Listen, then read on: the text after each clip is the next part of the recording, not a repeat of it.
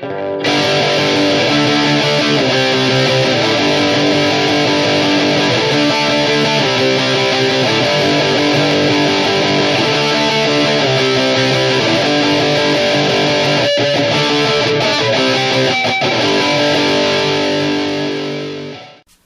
guys, welcome back to Press Play Guitar Lessons, and I am Chris. I'll be the one taking care of this week's lesson, per usual. So, this week's lesson, I really don't have a particular name for it. I guess I'm just going to go ahead and continue with techniques.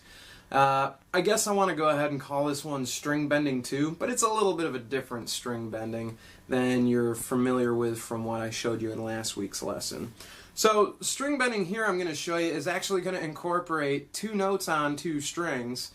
And it's going to show you a different dynamicy that you can add to this string bending characteristics here. So you could actually be playing a note like this guy.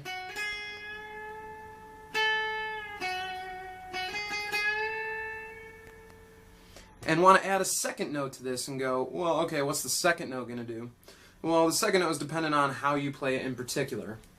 If you play it right below the finger that you're using to bend the string, you can add kind of a... sometimes it's like a classic rock feel, sometimes it's like a country feel, and it really depends on what you're doing with the song. So to give you an example of that, if I was going like this, and I hammer onto this, and I play this note right below it on this high E string,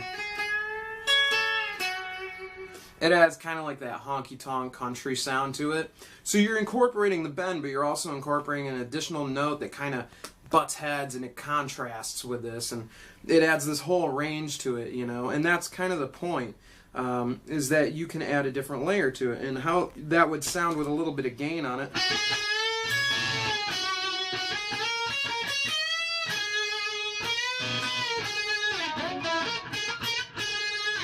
It's got like a nice simple little sound to it that really allows you to just kind of add a little bit of oomph to it, you know. And all we're doing here is, like I said, there's a couple different bends. That one's just right below this guy. And it's important to incorporate a release too, so you have to bend and then release the bend. So you'll see that there's a couple different ways to do it. You can go... one of the more famous ones country will do is something like this. And that actually incorporates three strings. That one's a little different. So what you do with something like that is, I don't know, let's press on 7 and 9 here on the G string, and then you go, it's just a 1, 2, and you bend up, and then you take this pinky, hammer on to, and press on to 10 and on these two strings and go. So it's a nice little release. So that's one you can do. And you can slide it up to here. You can pretty much do that wherever you want. It's going to be in a different key every time, but practice it around different parts of the neck.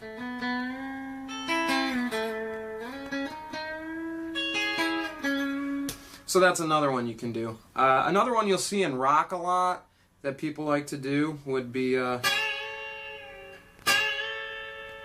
is that kind of a bend where it's normally pressing down one ahead of the one that you're bending. So kind of like I was showing you before, but before it was, and then the one right below it. So if we were on 11 here, bending on the 11th on the B, then you would hit 11 on the E.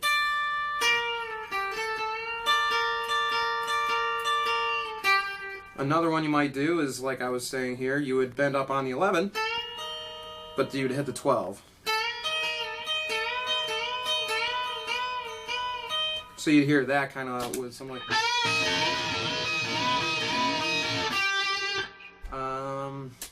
and that's one of the other kinds of bends you can do. So you're separating the note out and adding kind of this conflict of interest kind of a thing. You know, the notes really wants you to be down one, but it's pulling your ear in another direction. It just adds this whole layer to it. Another bend that is pretty common, actually used in an Avenged Sevenfold song, during the solo for Seize the Day on that song, you know, he's in a high gain channel and goes like...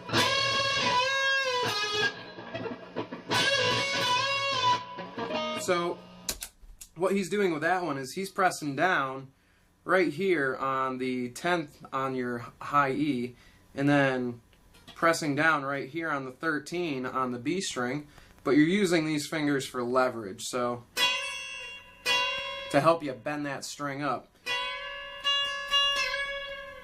So he's going, hitting both of those strings, and then he bends it up after he hits them, and he goes back and forth between the two strings, and then releases the bend. So that sounds like his.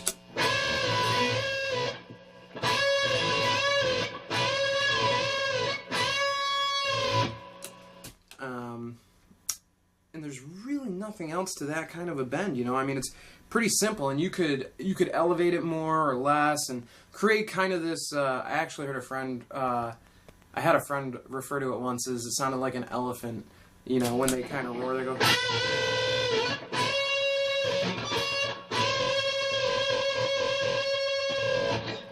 Because it creates this like warbling, and the notes start to just kind of echo and ring out and create this very strong, demanding presence, and it's almost a little ugly too. So those are the couple different kinds of bends you can do that incorporate additional strings. You know, it's another addition to the technique. So get used to going same string or same fret, using another string. The honky-tonk kind of one, the country there. And then using this guy right here, the one that's separated out. And then that one that I showed you from Avenged Sevenfold.